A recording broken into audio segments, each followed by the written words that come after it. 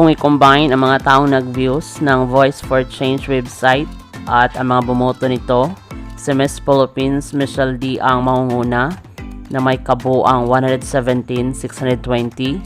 Sinundan ni Miss Nicaragua, Shanice Palacios na may 105,485.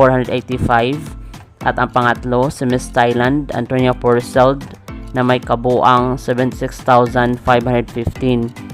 Sino kaya ang gagawaran ng Silver Awards, Gold Awards, and Fan Vote winner?